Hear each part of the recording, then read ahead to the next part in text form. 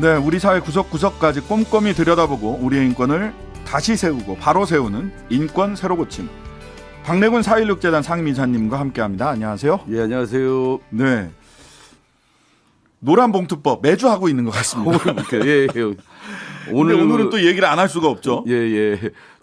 국회 한노위 이제 전체회의를 이제 통과를 했기 때문에 네. 상임위 통과한 거죠. 네, 근데 네. 앞으로 갈 길이 굉장히 많습니다. 이제 법사위를 또 가야 되고 본회의를 통과해야 되고 대통령이 또 이거 공표를 해줘야 되고 해야 되는데 하나하나가 다 계속 어려운 다 안 되겠는데요.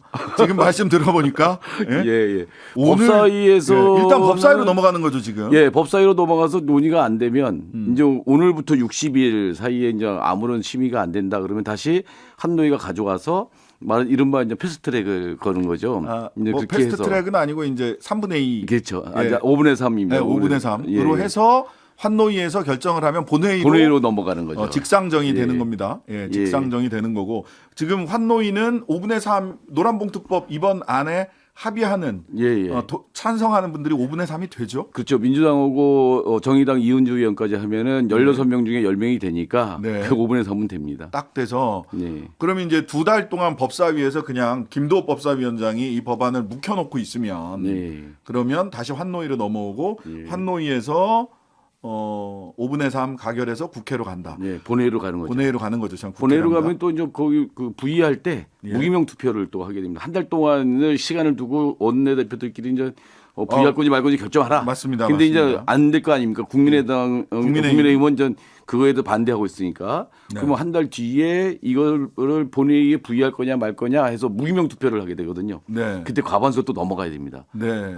그러니까 굉장히 어려운 과정이죠. 일단 시간이 아직도 많이 남았고 그 다음에 마지막은 지금 뭐 용산에서는 대통령실에서는 건건이 제의 요구 즉 그 거부권 행사를 할 거냐 아니면 한꺼번에 묶어서 거부권 그러니까 거부권 행사하는 거는 당연지사고 예. 건건이 할 거냐 묶어서 할 거냐. 예. 근데 노란봉투법은 그냥 양곡관리법이랑 노란봉투법은 딱 찍혀 있습니다. 딱 찍혀 있습니다. 그래서 거부권 행사할 거다라고 시사를 하고 있어서 이게 그렇게 무조건 그렇게 할 거냐. 근데 이제 거부권 행사한다고 하는 그게 위헌적이다라고 해서 그러는 건데 저 그게 참 말이 안 되는 게 지금 노동상권이라고 하는 거는 헌법에 분명히 있는 거고 네. 그리고 이번에 이제 환노위를 통과한 그 노조법 2, 3조 개정안이라고 하는 게 대법원 판례와 그리고 저기 그 하급심 법원의 판례들 그리고 이제 국가인권위 권고거든요. 그럼 예. 이게 다 그동안에 대법원에서 판결한 것도 다 위헌이라고 봐야 되는가? 그건 참 아닌 것 같은데. 일부 분들이 이제 그 이정식 그 고용노동부 장관이 노란봉투법이 법치주의 근간을 흔드는 입법이다. 그런데 이분은 이제 2016년도에 이제 국회에서 기자회견할 때 노란봉투법 입법 촉구하는 기자회견할 때는 정반대로 얘기를 했습니다. 이분이 한국노총 출신이시거든요. 맞아요. 그때는 이제 인신구속도 하고 뭐 그러고 있는데 이런 손배가압류 같은 것도 이제 당하고 하는 이거는 너무 가혹하고 민주주의 위기다라고 말씀하셨거든요. 근데 현실은 안 바뀌었는데 자리만 바뀌니까 또 딴소리를 하시는 거예요. 네, 법치주의 근간을 흔드는 입법이다. 예. 법이 법치주의의 근간을 흔든다고 해서 이 형용모순 아닌가 이런 생각도 드는데 이정식 장관은 너무 이게 잘 알지 않으세요? 이정식 장관? 잘 알지는 못하지만 그래도 그런 게 아예 이제 한번 찾아보시면 영상으로도 남아 있거든요. 예. 뭐 그래서 그러고 있는데 이번에 완전히 딴소리를 또 하셔갖고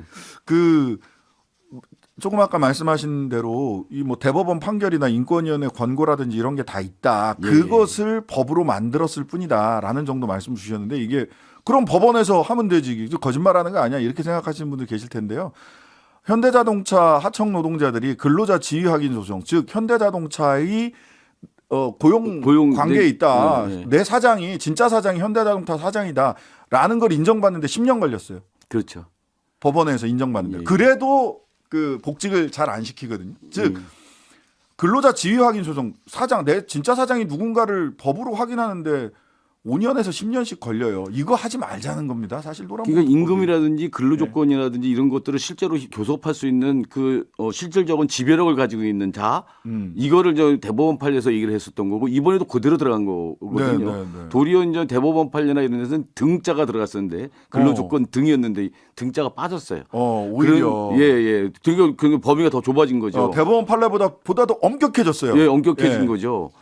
그런데도 이제 그걸 가지고 이렇게 이거 자꾸 이제 위헌적이다라고 막 그게 설명이 안 맞습니다. 이제 경영자 총연합회, 경총이라든지 재계 쪽에서는 이게 이제 예전부터 해왔던 얘기들이 이제 소유권 재산권을 갖다 재산권 침해한다든지 침해다 이런 얘기도 합니다. 이것도 하고 있고 노사관계에 저거를 파탄내서 결국 기업할 의혹을 잃게 만들며 국가 경쟁력을 약화시킬 거다. 불법 뭐 파업 조장법이다. 뭐 이런 식으로 민주노총 보호법이다 또 얘기 나오고 있고 뭐 이렇게 되는데 사실 그게 아니고 현장에서 엄청나게 이제 갈등들이 있는데 저는 이게 제대로 정착이 되면 그 현장에서의 그런 노사 갈등 관계 이런 부분도 상당히 많이 해소될 수 있을 것이다. 서로 관계와 파업까지 안 가고. 책임과 권한이 명확해지기 때문에 파업까지 갈 일이 없다. 예. 자, 저희는 광고 듣고 와서 이야기 이어가겠습니다. 예. 신장식의 뉴스 아이킥 박래군 4.16재단 상임이사님과 인권 새로 고침 코너 진행하고 있습니다. 자, 뭐 노란봉투법 얘기 나온 김에 노조 관련된 얘기를 조금 더 해보겠습니다. 예. 대통령 그다음에 국토교통부 장관 뭐 이런 분들이 노조 불법 법치주의 뭐 굉장히 얘기를 많이 하는데 노동조합의 회계 투명성을 강조하고 나섰습니다. 노조들 회계장부 꺼내봐라. 안 그럼 돈 못 준다. 내지는 이거 가만히 안 두겠다. 지금 일단 대통령이 이렇게 나오고 있는 이 모습, 노조 회계 문제까지 들고 나오는 모습, 이거 어떻게 보고 계세요? 너무 과도하죠. 과연 저렇게 할 수 있을까? 이게 이제 노동조합이 이제 자주권이 생명이라고 얘기를 하잖아요. 아, 그렇죠. 그렇죠. 그걸 계속 이제 부당 노동 행위도 하지 못하도록 하고 뭐 이렇게 하는 거잖아요. 실제로 하면 사실 이제 우리나라 사업하는 사람들, 기업주들 엄청나게 걸릴 텐데 부당 노동이 횡행하고 있잖아요. 네네. 이런 건 다 눈 감고 노동조합만 그냥 이렇게 저걸 하면서 이걸 회계장부를 내라고 하는 거 저는 핵심적인 거는 노조가 갖고 있는 저 생명 같은 그 자주권을 갖다 침해하겠다는 거거든요. 네. 그걸 갖다가 관리하겠다고 하는 얘기이기 때문에 그렇거든요. 만약에 문제가 있는 한두 노조가 있었다, 정말 범죄 행위가 있었다라면 그거를 이렇게 이제 처벌하면 되는 거지. 이거 마치 전체 노조가 그런 비리 집단이고 불법 집단인 것처럼 이렇게 몰아가는 거는 상당히 잘못된 거고 이게 위헌적인 거 아닌가요? 저는 혐오를 조장하는 방법 중에 하나라고 생각을 하거든요. 그리고 뭐 잘못이나 비리가 있을 수 있어요. 근데 뭐 과거 옛날에 저 어렸을 때 어느 동네 사람들 사기꾼 많다, 어느 지역 출신들 이런 얘기들 한단 말이죠. 그렇죠. 그런 사람이 있을 수 있어요. 예. 근데 그 지역 사람들을 싸잡아서 그 동네 사람들은 다 사기꾼이야 이렇게 얘기하면 혐오거든요. 그렇죠. 차별이고. 예. 근데 노조에 비리 있을 수 있죠. 그렇죠. 그러면 경총에는 비리가 없나요? 그러니까 그 비리가 있는 데가 있으면 그걸 밝혀가지고 그걸 저 수사해서 처벌할 건 처벌하고 그러면 끝나는 거거든요. 네. 근데 비리가 노조 몇 군데 비리가 있어. 그러니까 노조가 문제야. 노조 전체가 이 도둑놈들, 사기꾼들. 노조를 저렇게 적대시하고 마치 섬멸해야 될 적처럼 이렇게 규정하고 있는 게 참 대통령이나 정부에서 그렇게 한다는 건 참 무리가 있고 이거는 이제 국제사회에서 계속적으로 지적받을 수밖에 없습니다. 아, 국제사회 예. 지적. 네, 유엔이나 이런 데서 지적이 나올 수밖에 없죠. 예, 우리가 또 이제 가서 이 아이로뿐만 아니라 유엔의 각종 인권기구들한테 또 보고하고 심사를 또 받아야 되잖아요. 예, 맞습니다. 예, 그러면 그 다 지적 나오고 그러면 그거 어떻게 감당하시려고? 이 그러는지. 문제는 유엔이나 ILO에서 이게 지적을 받으면 그 자체로도 문제지만 또 이게 통상과 무역의 문제로 번져가요. 지금 그렇죠. 한 EU FTA나 이런 많은 FTA가 ILO의 지적을 받으면 그 통상 무역에서 페널티를 받게 다 설계돼 있습니다. 그렇죠. 그러면 그렇다고 하면 무역이나 이런 걸 통상하고 그럴 때 상당히 불리한 조건을 갖고 가는 거거든요. 자, 그럼 노동계에서는 어떻게 이 그 회계 자료 다 내놔라라고 하는 대통령의 요구를 어떻게 바라보고 있는지 부당한 개입이자 겁박이다 이렇게 반발하고 있는데요. 민주노총 한상진 대변인에게 직접 이야기 들어보도록 하겠습니다. 한상진 대변인 나와 계시죠? 예, 안녕하세요. 한상진입니다. 예. 자, 노조 회계 자료 내놓지 않으면 단호한 조치 취하겠다. 그런데 더군다나 지금 회계 자료 내놓으라고 했는데 뭐 굉장히 몇 군데 안 내놨다. 또 이런 얘기까지 했어요. 과태료, 뭐 불법행위 처벌 이런 얘기 하고 있는데 이 사태 어떻게 보고 계십니까? 일단 정확하게 말씀을 드리면 민주노총에는 61개 대상 사업장이 있었고요. 아, 정부 보조금을 받는? 그러니까 뭐 예산 회계 자료를 제출할 대상이 61개 사업장이었고요. 예. 그 중에 이미 60개가 이미 이제 제출을 완료한 상태입니다. 그러니까 그렇게 법을 내세우는 정부가 예? 법을 무시하고 위법 월권내기를 하고 있는 상황이고요. 그래서 이에 대한 게 노동 현장의 분위기는 매우 격앙돼 있습니다. 뭐 예를 들면 그런 거죠. 우리가 내는 조합비를 정부가 무슨 권한으로 이걸 들여다보겠다라고 하는 거냐. 그러면 청취자나 국민들께서 생각하시는 것 이상으로 노동조합만큼 예산을 민주적이고 투명하게 운영하고 공개하는 조직은 대한민국에 별로 없습니다. 네. 이런 사실에도 불구하고 정부의 저런 주장과 공세는 의도적인 흠집내기고 이게 어떤 의도에서 진행되는지 뻔하기 때문에 그렇습니다. 60개를 민주노총에서는 61개 대상 사업장 중에서 60개 사업장이 제출을 했다. 근데 이제 뭐 그 정부 측에서는 낸 데가 별로 없다. 뭐 한 50%도 안 된다. 그다음에 냈다고 하더라도 겉표지만 냈다. 국민의힘 이주환 의원실이 고용노동부로부터 받은 회계 자료를 보면 노조별 제출 거부 부실 제출 비율은 민주노총이 75%, 한국노총 61%, 무소속 노조가 58%다라고 해서 안 내거나 또는 겉표지만 내는 식의 부실한 자료 제출했다. 이렇게 국민의힘 이주환 의원은 주장을 했습니다. 사실과 다르고요.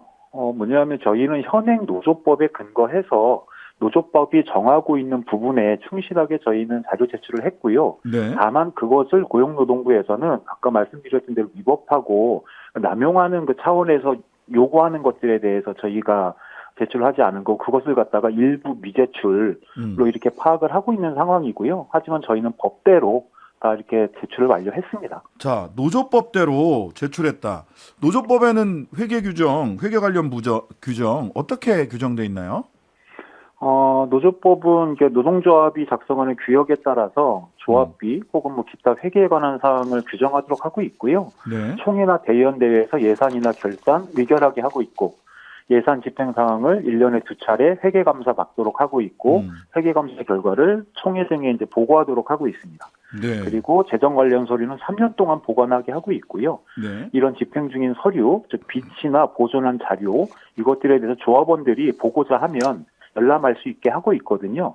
대부분의 노동조합들은 이것을 준수하고 있거나 아니면 더 강화된 내부의 규약으로 더 강하게 정해서 운영하고 있는 상황입니다. 네. 자, 그런데 정부는 사실 노조는 노동관계 특성을 반영한 특별법인 노조법을 적용하는 것이 1차적일 거라고 보는데 과거 화물연대 때 공정거래법을 적용했듯이 질서위반규제법 뭐 이런 걸 다른 법령을 적용해서 노동조합을 현장 조사하겠다. 이렇게까지 나오고 있어요. 조금 전에도 아까 먼저 말씀을 하셨는데요.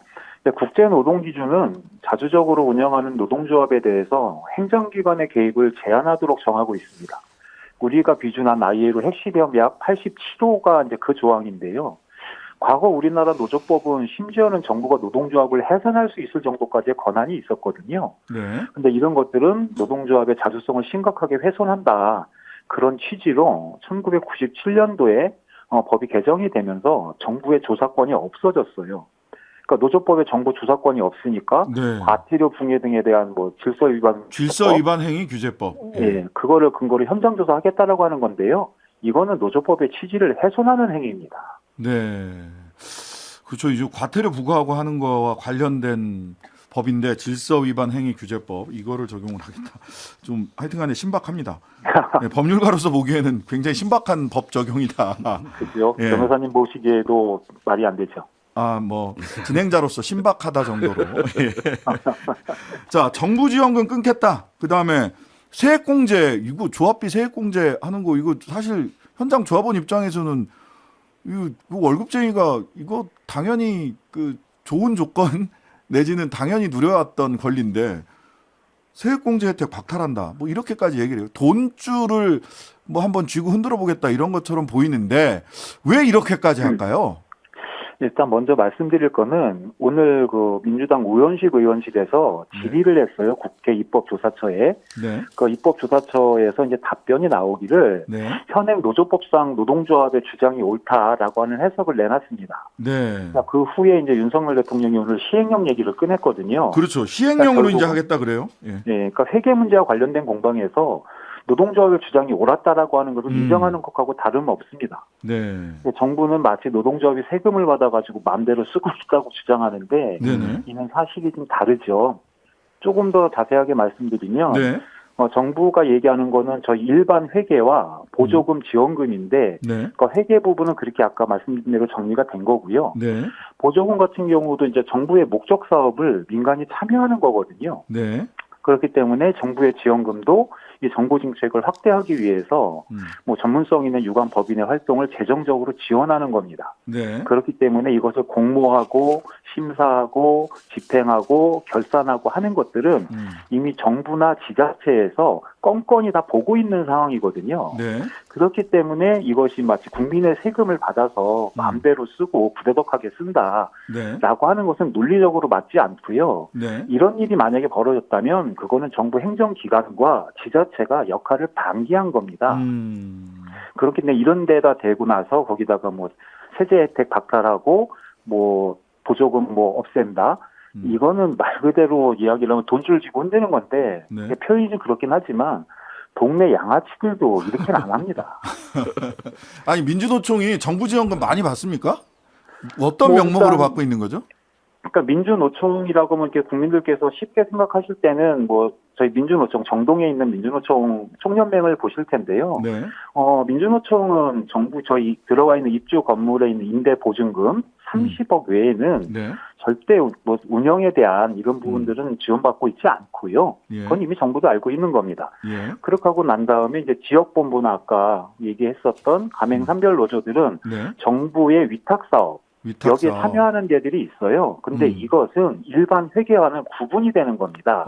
그리고 그 위탁 사업에 대한 뭐 결산이나 이런 것들은 건건이 네. 보고가 되거든요. 실제로는 예. 정부가 지정해 놓은 통장만 가지고 카드만 가지고 쓰면서 내역을 첨부해서 네. 일일이 인터넷 사이트에 다 기재하게 돼 있어요. 뭐 이런 상황인데 이걸 갖다가 깜깜이라고 이야기를 하고 마음대로 어떻게 했습니까? 네. 말도 안 되는 소리죠.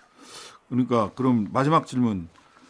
왜 이렇게까지 하는 겁니까? 왜 돈 문제를 가지고 노동조합을 또 민주노총을 대통령이 직접 매일 거의 하루 걸러만큼씩 매일 언급을 하면서 회계 문제로 문제가 많다. 이런 얘기를 대통령이 직접 나서서 하는 이유가 뭔가요? 뭐 처음에 서두에 말씀을 좀 드렸었는데요. 의도가 있다. 그래서 결국은 뭐 윤석열 정부가 뭐 개혁이라고 이야기하는데 저희가 볼 때 이게 다 개혁이거든요. 네. 근데 이 개혁을 추진해야 되는데 거기에 가장 커다란 걸림돌이 1차적으로는 노동조합이고 민주노총이고 또 하나는 이제 국회에 다수를 점하고 있는 야당으로 보고 있는 것 같아요. 네.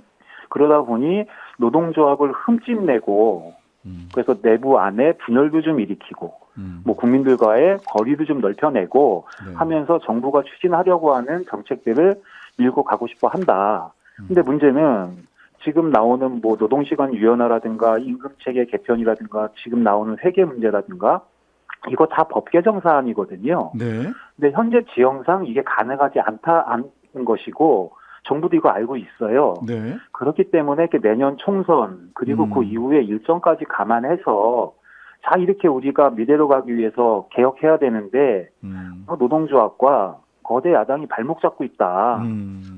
개혁의 완수를 위해서 정부 여당에게 힘을 좀 줘야 되지 않겠냐라고 하는 논리를 계속 앞으로 이제 나올 것이고요. 근데 네. 이것이 새로운 것이 아니라 예전 이제 박근혜 씨 정권에서도 똑같은 논리가 펼쳐졌었고 알겠습니다. 똑같은 행태들이 빚어졌었습니다. 네. 이것의 재판이라고 보고 있습니다. 네. 총선 승리용 정치 공세다. 예. 네, 그렇게 알겠습니다. 이런 말씀, 그런 의견이시다. 이렇게 말씀해 예. 주셨고요. 오늘 말씀 여기까지 듣겠습니다. 감사합니다. 예, 감사합니다. 예, 민주노총 한상진 대변인이었습니다. 그 인터뷰 도중에 좀 과한 표현 썼는데요. 혹시 불편하신 청취자분들 계셨으면 양해 말씀드리겠습니다. 조금 더 품격 있는 방송 되도록 노력하겠습니다. 인터뷰 어떻게 들으셨어요, 박래군 이사님? 예, 이게 참 예전에는요 굉장히 물리력으로 탄압을 했거든요. 이게 공권력 동원해서 막 하고 그렇죠. 그랬는데 이제 요즘에는 이제 그렇게 하지 않고 그러게 이제 안 먹히니까 네. 또 옛날만큼 또 과격한 투쟁을 하는 데가 없었어요. 노조원도 그렇죠. 옛날에 노조가 싸움을 하면 화염병 들고 나고 쇠파이프 들고 나고 막 이렇게 과격하게 싸웠었잖아요. 네. 이제 그런 것들도 없으니까 그렇게 탄압하는 건 좀 문제가 있겠죠. 그러기에 네. 이제 그러다 보니까 이제 다른 방식의 탄압. 보다 교묘한 방식의 뭐 이런 탄압인데 이게 이제 이런 식으로 비리 집단을 본다든지 하는 거죠. 네. 그래서 이제 대기업 노조, 정규직 노조에 대한 어떤 반감들이 있거든요. 이런 부분들에 대한 것들을 증폭시켜가면서 아까 얘기했듯이 노조 혐오증 이런 것들을 정치에 이용하는 좀 공략이 아닌가 이런 생각이 드는데 거기에 이제 방식은 다른데 이게 대하는 방식은 접근하는 그런 방식 이런 거에는 80년대식이 아니냐. 노조를 아예 상대하지 않으려고 하는 이런 식이 아니겠느냐라는 거여서 상당히 우려스러운 거죠. 방법론은 바뀌었지만 접근법은 80년대식이다. 예, 맞습니다. 예, 예. 사람을 이렇게 돈으로 이렇게 네. 휘두르고 이렇게 정신적으로 압박하고 치사한 압수수색하고 거죠. 네, 예. 그런 방법론으로 바뀌었다. 그렇죠. 그건 치사한 거다. 예.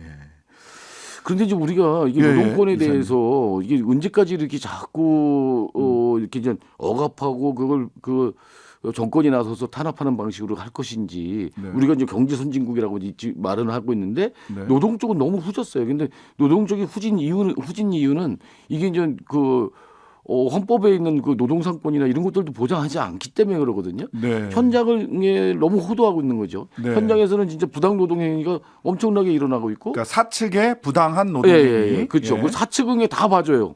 다 봐주고 있고 네. 그 교섭하자라도 교섭도 안 하고 단체 협약을 맺어도 단체 협약을 이행을 안 하고 뭐 이렇게 되다가 이제 결국 파업에까지 이제 이르게 되는 거거든요. 그러니까 저희가 아까 앞에 얘기했던 노조법 2조 3조를 개정하는 게 저는 노사 대화 촉진법이다라고 하는 건데 오히려 아니 대화를 안 하니까 도망가니까 네, 뭐 이러고 네, 있는데 네. 이런 걸 더 활성화시키고 그래서 지금 정부가 해야 될 일은 노조법 2, 3조를 반대하고 거부권 행사하겠다 하는 게 아니라 이게 제대로 정책돼서 새로운 어떤 헌법에 맞는 그런 권리에 맞는 네. 이런 걸로 정착시키는 것 그리고 이제 근로기준법도 적용 못 받는 노동자들도 5인 이하 근로기준법 사업자들. 예. 적용하도록 만드는 거 이런 걸로부터 하는 게 실제 노동개혁이 아닐까요? 그게? 예. 예. 근데 윤석열 대통령이 노동개혁, 연금개혁, 네. 그다음에 교육개혁 세 가지 3대 개혁을 이야기하는데 노동개혁과 관련해서는 일단 개혁 상대방이나 주체와 대화를 해야 되는데 그러니까 말은 개혁인데 예. 실제 내용을 보면 악이죠. 지금 그런 어렵게 여기까지 온 것조차도 또 후퇴시키겠다. 그것도 그렇게 지금까지 노동 조건들을 좀 높여놓는데 기여를 한 게 노동조합의 활동이었잖아요. 네. 근데 이 노동조합을 부정하겠다고 하는 이런 거니까 상당히 문제가 있죠. 그럼 노동 개혁을 어떻게 하겠다는 건지. 그게 노동조합을 탄압해서 입막음 해놓고 아니면 노동조합을 약화시켜놓고 노동 개혁을 하겠다고 하는 건지 새로운 갈등을 키우는 거죠. 대통령 부부의 멘토를 자처하던 분이 유튜브 방송에서 노동자를 다 없애야 된다라고 했던 이야기가 자꾸만 떠오르네요. 이 순간. 예. 오늘 말씀 여기까지 듣겠습니다. 박래군 4.16재단 상임 이사님이었습니다. 감사합니다. 예, 고맙습니다. 하루 종일 기다려지는 진짜 시사. 평일 저녁 6시 5분 신장식의 뉴스 하이킥.